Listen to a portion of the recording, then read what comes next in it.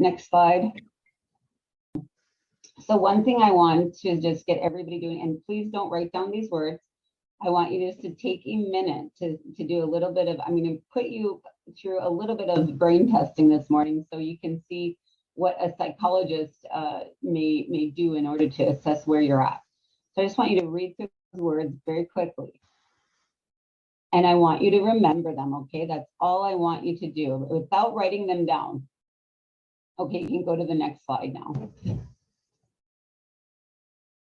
So let's, from the where I started was talking about the importance of bringing up aging in our communities in general. Yet I think it's really important as a Anishinaabe person and a psychologist of color and who's Indigenous that every year I come to this conference, the team asks me to talk about what I feel is important for the communities and the people doing this work to know about Indigenous aging concepts. And it's really that we are an invisible race. We are primarily unseen. The research that is being done is not focused on our populations. And it is really hard to cater treatments or to help individuals when there is no direct path or there's not a lot of information out there, or we have to guide our ways of doing based off of research done by primarily different people of different ethnicities. So it's really important to acknowledge that anytime that I present is for us to see that importance of what we can do with limited amounts of knowledge. And then you can go on to the next page, Bethany. And I want you to just think that, how do you heal what you can't see? And I really want you to look at this blank piece of paper. And I'm in this role as a psychologist. I'm functioning in a clinic. I'm training other psychologists. And we're trying to work and help with problems that are really difficult. And sometimes we have to look at almost every person as a blank slate. And we're being asked to provide information on what's going on for this individual. And if we can't see it, what do we have to model this after? What do we know about this? And it's like every time you're kind of rebuilding something because we're basing it on the best information that we have. So it's one of those things where we really have to always take extra caution when we talk about working with our Indigenous people, because sometimes it's like this. It's in some providers who have maybe little to no experience with Indigenous cultures, it's like this. They're starting from a blank slate. And then, so you can go on to the next slide, Bethany. And one of those reasons is that in the research and the work being done, that there's a chronic problem of misclassification or just unidentification in general. And so you can see on the top here, I have, a lot of times American Indians are classified as unknown. They're classified as other. And most recently, if you haven't heard of this, we have been classified as creatures. And so I just want to play this for you really quick so you can see what we're dealing with. Can you press play on that video down on the YouTube? And just listen closely.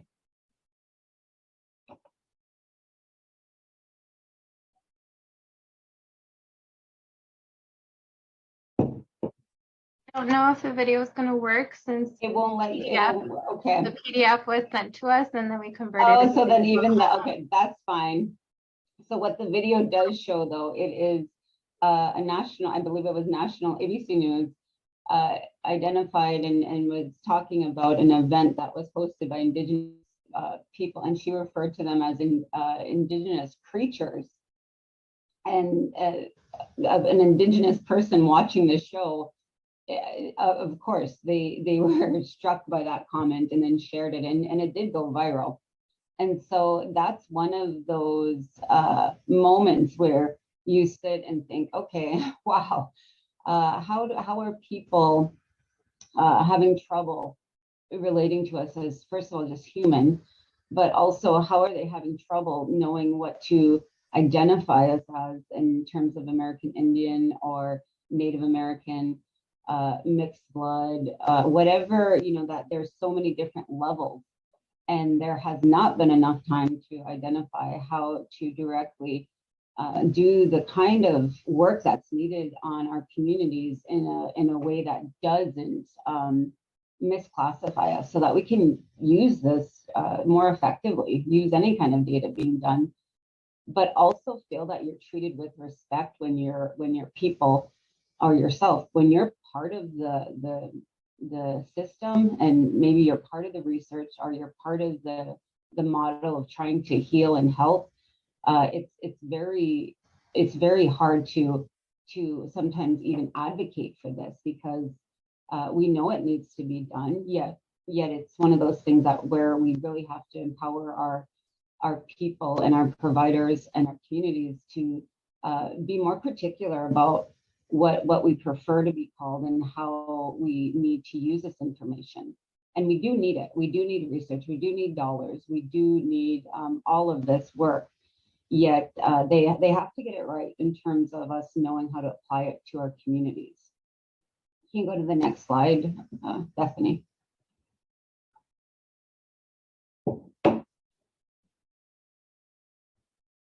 And that brings me to the role of inequity.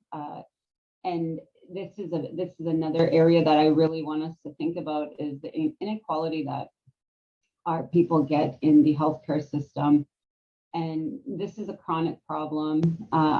This is something that I think one of the reasons why I started a clinic is to say, how do we start to address working with our own people in our own way? And that's something that's constantly changing and evolving with the amount of time we put into the clinic and training.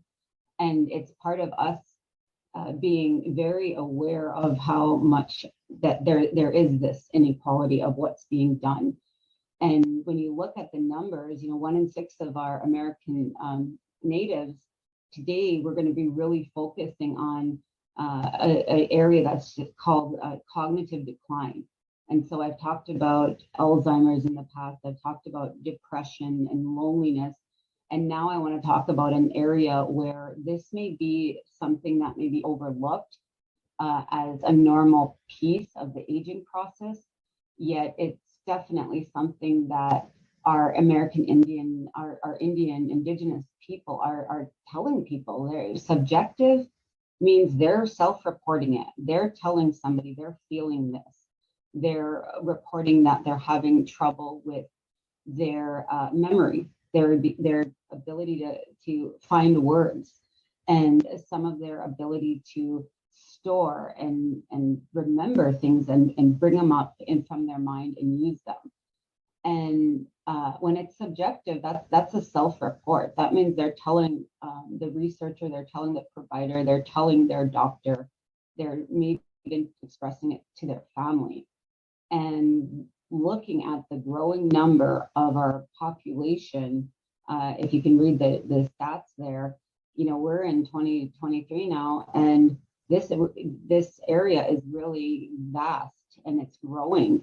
And so if we don't start to track this, and this at age 45, where people are already reporting this, and I'm 40, look at 47. I don't even know if I remembered if I was 46 or 47, but I can relate to this. I can relate to feeling some of that cognitive decline, forgetting appointments, forgetting certain things that I'm supposed to do, showing up late. And how many of you can sit and just kind of go through some of the things at your age where you are feeling some of this decline? And are you talking to anybody about it? That's another thing I want to think about. Many of our aging people aren't sharing this.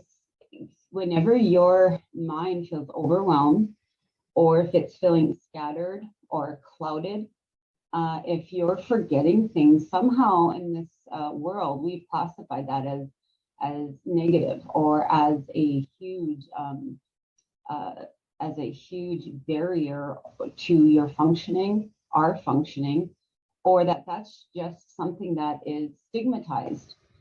And especially I think for our Indigenous people, because we already struggle with wanting to maybe solve things within our own community, within our own family, and then even furthermore within ourselves.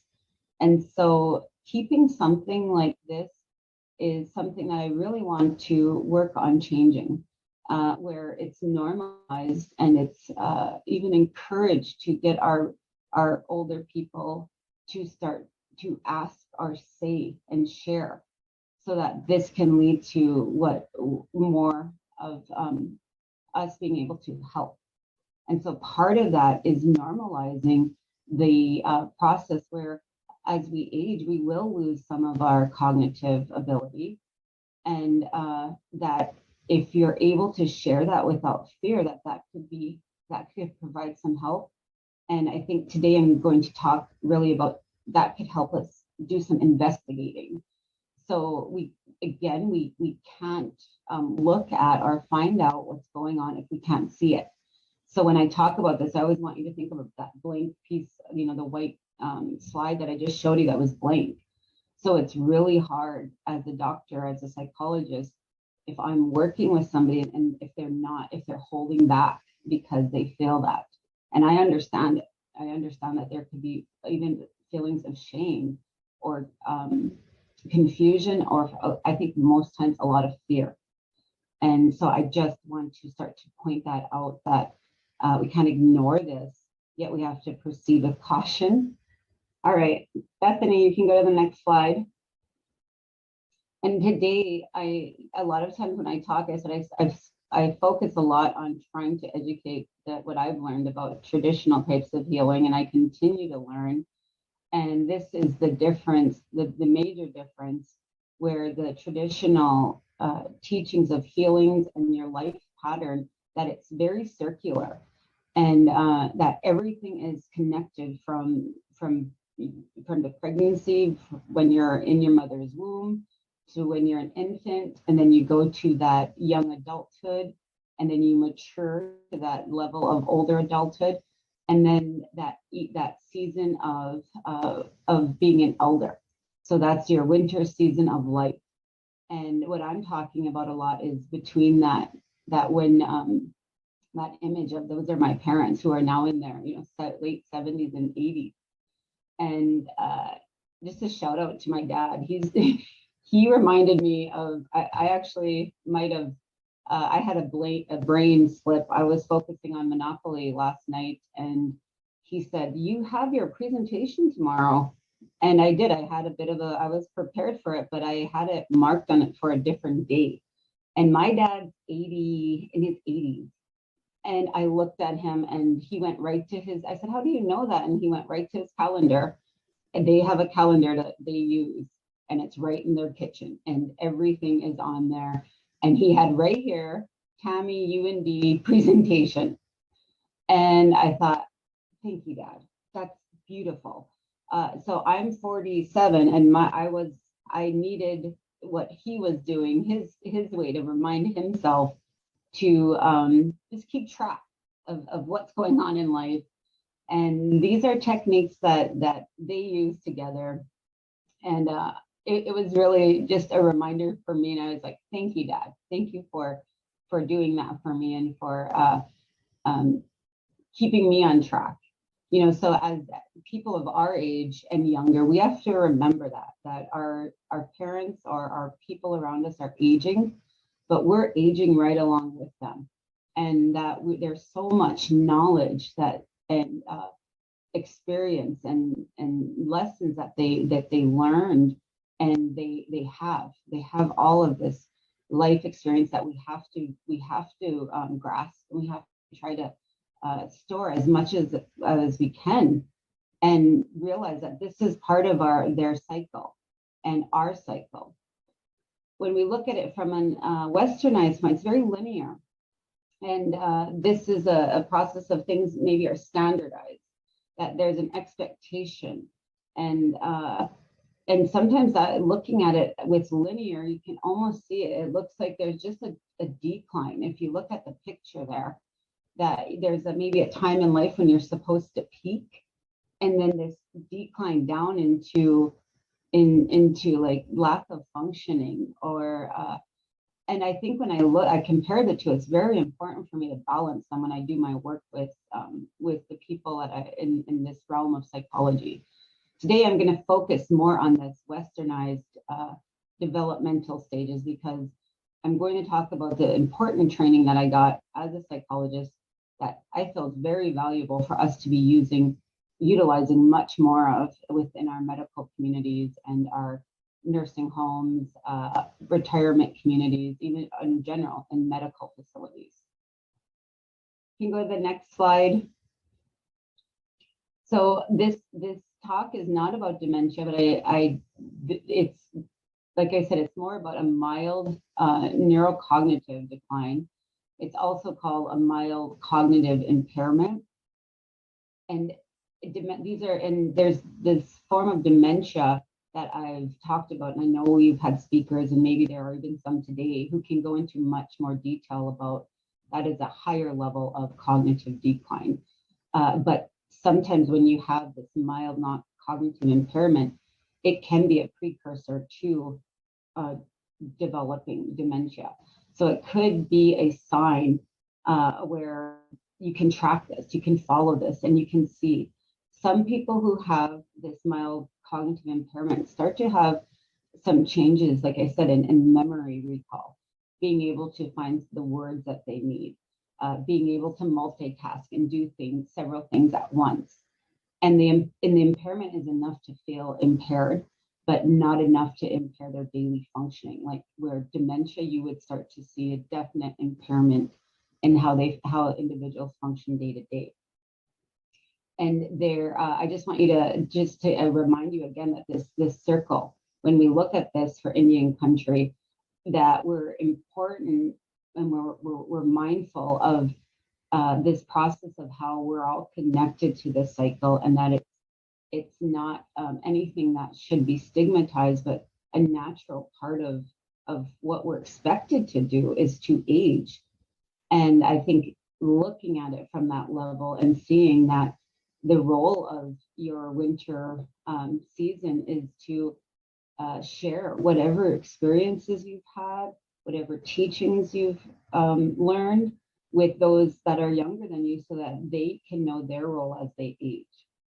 And so these mild cognitive changes that we have, they're part of the normal aging process, but dementia is not. Some people may assume or fear that that's just natural, that because they're aging, that they will experience significant memory declines. Maybe they're fearful that they will experience needing to be dependent or living with somebody. And so I want you to know dementia is not something that everybody is going to get. It's not a normal part of aging. And so that's an important thing to think about as people, grapple with this. And a lot of people, they do it on their own. They're kind of dealing with this on their own. Next slide, Bethany. So when we talk about that, what is a natural age-related decline? And your thinking abilities peak at about 30. And so when you think back to that linear model of our aging process, where we start off at infancy and then we have this nice peak and then we start to go down. Well, that's in terms of your thinking style for majority of people, for a lot of people, it's natural that you're going to accelerate. So when you're young, your brain is going to absorb. It's going to absorb what it needs to survive.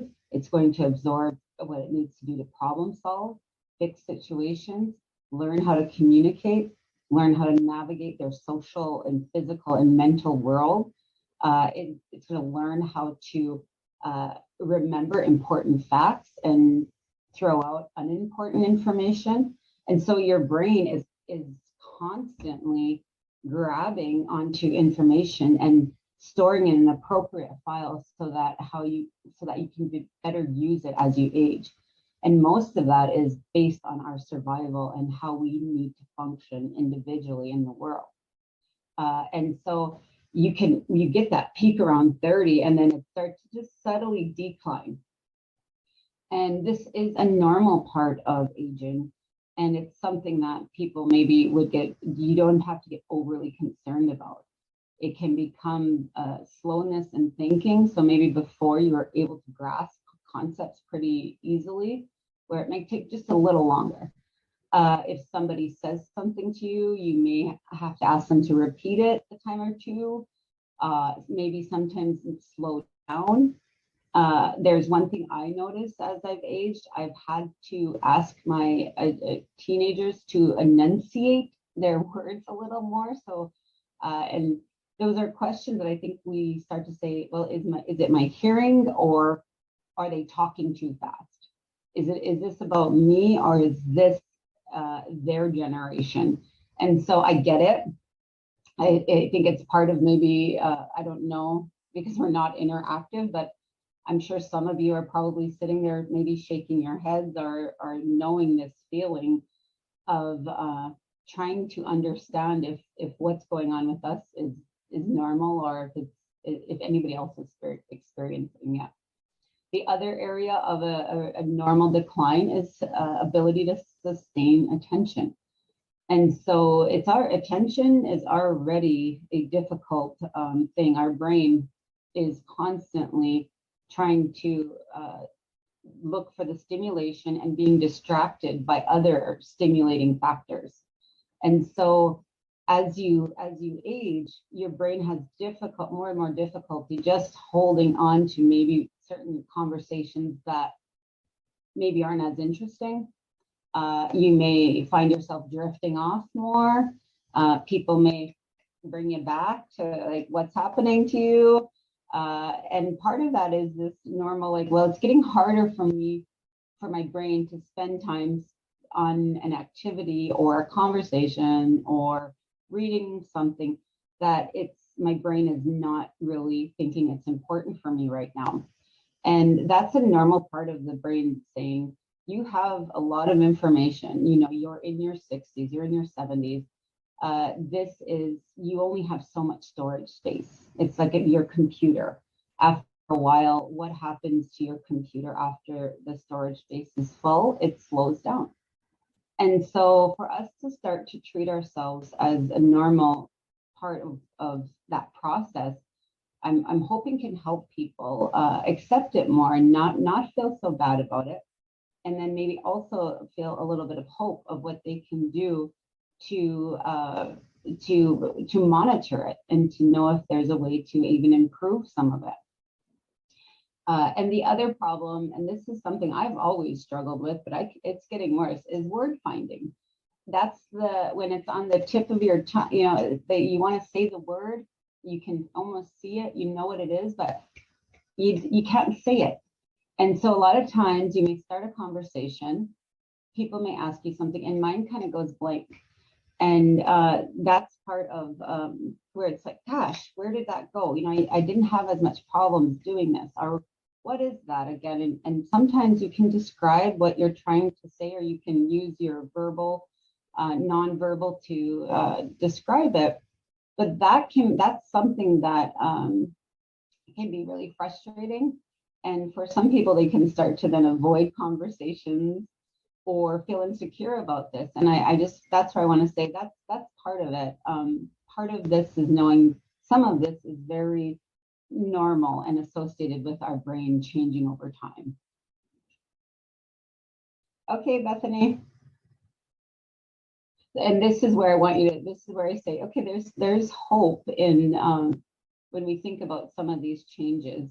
And when we have a lot of, what they're showing is there's a lot of research showing that there's some things that we can do individually to change our risk factors or be aware of them.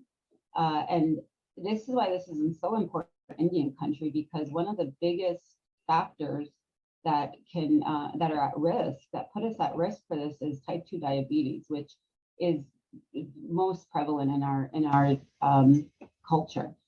And so for us to know that, and to know that it's a risk factor for developing these cognitive impairments and developing them at maybe higher rates.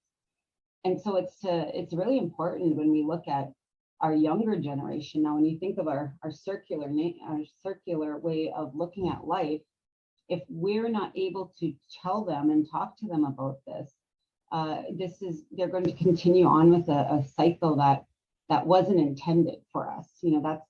That being sick, struggling with these illnesses that are, a lot of them were westernized, that were a westernized way of living.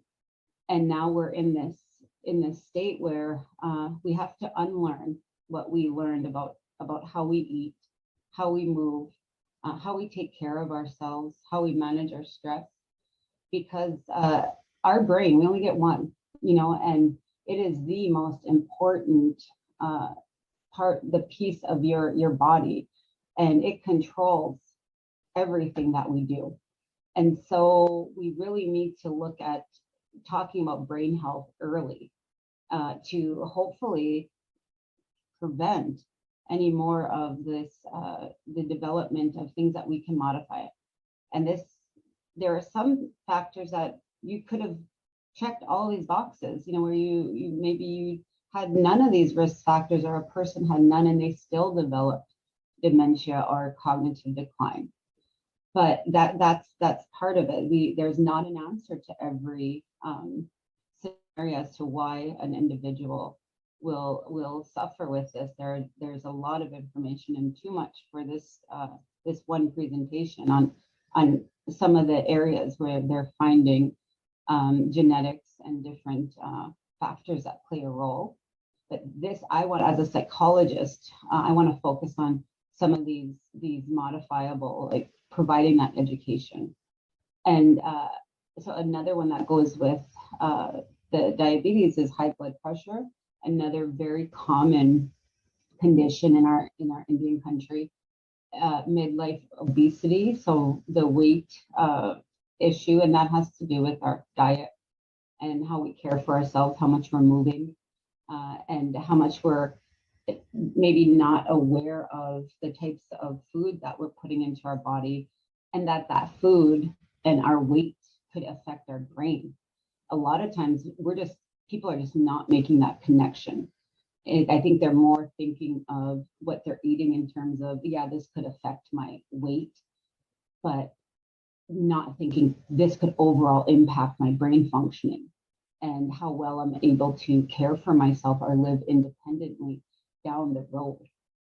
Other areas like smoking, depression, and then being understimulated.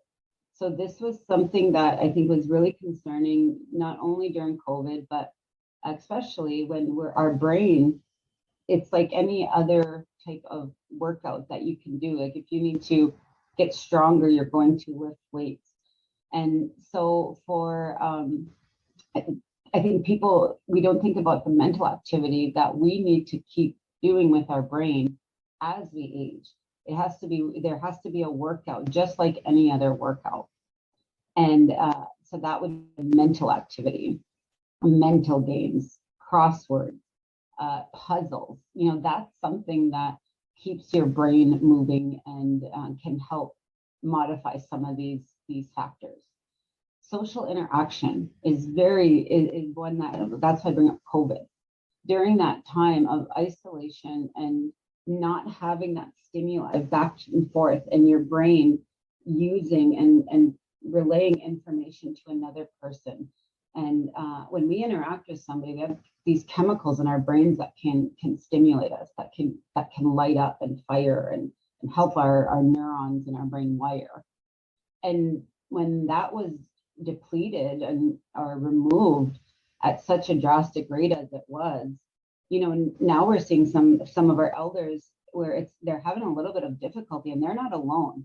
Our kids, our adults, we're all struggling with trying to learn how to do some of this again, or how to feel comfortable with that kind of interaction, because that stimulation has been decreased. But it's very important to keep that mental activity alive. Physical exercise. So somebody who's pretty sedentary and not moving as much, they're going to have more risk for developing these kinds of disorders. You can go to the next slide, Bethany. So this atrophy is a normal part of the shrinking. It's a shrinking of different parts of the brain, and it's especially in those areas of learning and complex activities. So when I talk about mental multitasking, so the brain as we age, there's areas that are changing and shrinking, and learning new things become harder, and doing multiple things become more challenging. And that's because the piece of that brain that's responsible for that is not as at the size that it originally was. And this is gradual. That's why I think sometimes we feel like it sneaks up on us. There's different areas and reasons why they think this is happening. Sometimes the communication is not the same between neurons. So our brain communicates constantly. When I say wire and fire, it's constantly the circuitry going on within our brain. And sometimes that communication can be blocked between different areas, and that can cause some blocks in memory and communication and social interaction. The blood flow to the brain can decrease, causing some of these memory impairments. And then inflammation. This occurs in the body when you're having a response to an injury or a disease or an illness. Inflammation is one of the big things that I talked about last year. And it has a lot to do with the way we were taught or not taught on how to take care of our body in more of a natural way, so that it can flow without being interrupted with things that weren't meant for our body, like toxins, eating these processed foods, a lot of things that our body just weren't supposed to have. One of these can also be medications. There's a lot of times the medications can be something that our body is not responding well to, and causing our body to react with this inflammation, because it's trying to ward off something that isn't right for it. Okay, Bethany, you can go to the next slide. Okay, here's your second memory task. I gave you one in the beginning, and now I want to give you an example. Write down on a piece of paper, just tell me what these two items are, and just name the picture, each picture.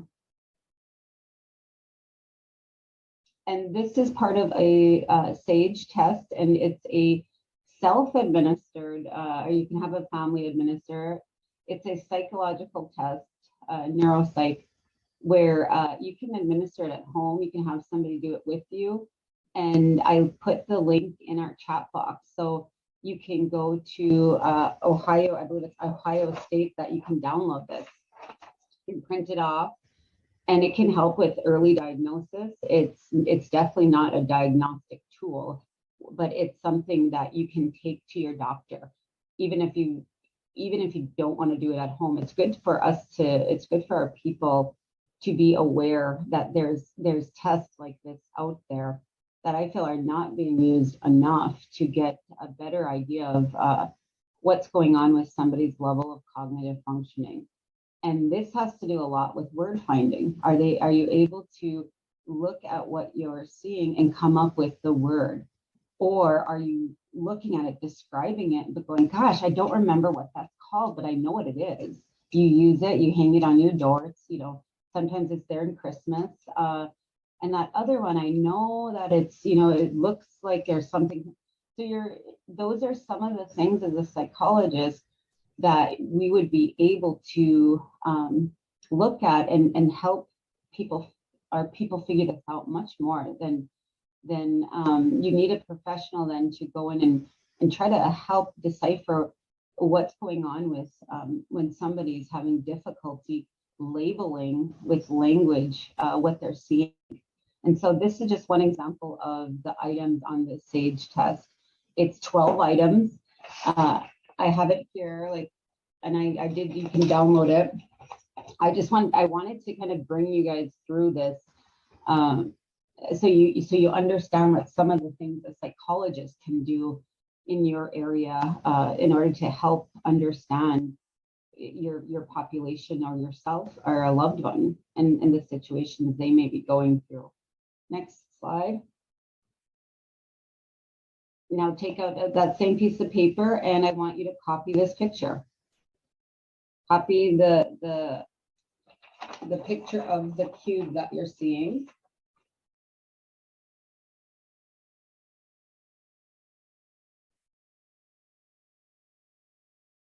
So this is also one of the tests on the SAGE where it's looking at their visual spatial, an individual's ability to see something and replicate it as it stands. And this is definitely an area with cognitive decline that is so important for us to assess. And it could have something to do with if there was problems. It could be not only memory, or it could be visual. It could be medication induced if they're having problems orientating things or looking at it from a visual perspective.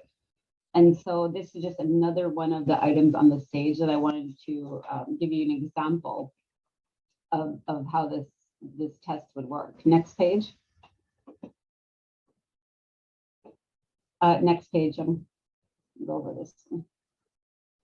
And the last test, and this is where I say I took more of a westernized approach, because this is where I value the training.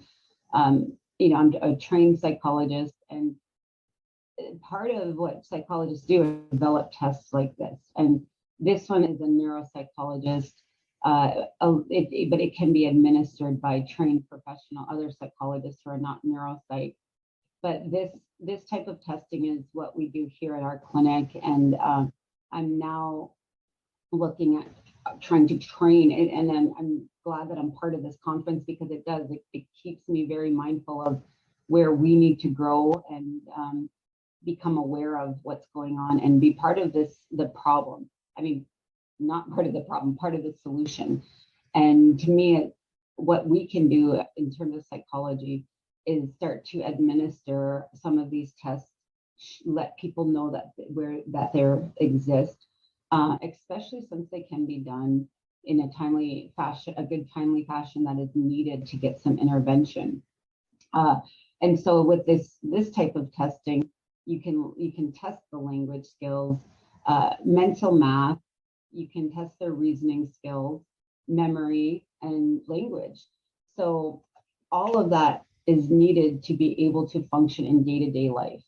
This is how you're breaking it down, and you can help somebody identify something that feels really broad to them, like memory. I'm forgetful. I'm having problems remembering things. To then go, okay, now that we can measure this maybe in 5 different areas, maybe we would be able to see, okay, you're having problems with memory, but it looks like with your testing, all of these other areas are intact. So it can help take a problem that maybe feels broad and unknown or just vast, and break it down and really identify strengths and weaknesses in somebody's cognitive functioning at a certain level. And to me, this can provide them with that empowerment and an ability to at least provide a more detailed assessment of what's going on with them. Because for me, it's not only in aging, but in so many areas in psychology, we give these big diagnoses without any kind of functional, not without, but with limited functional descriptions or help of how does that translate into their daily life, or how does that help them manage whatever they're dealing with. Next slide, please. Who can recall those words for me without looking? Those words in the beginning. Can one person unmute or not?